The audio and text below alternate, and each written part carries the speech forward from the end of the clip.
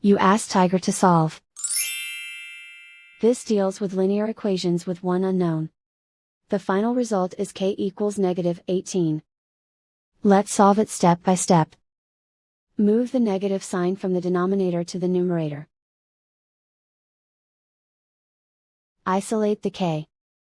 Multiply both sides by 6.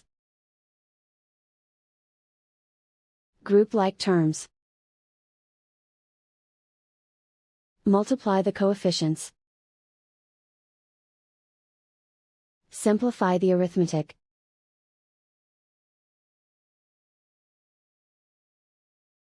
Convert the k into a positive number. Multiply both sides by -1. Remove the ones. Simplify the arithmetic.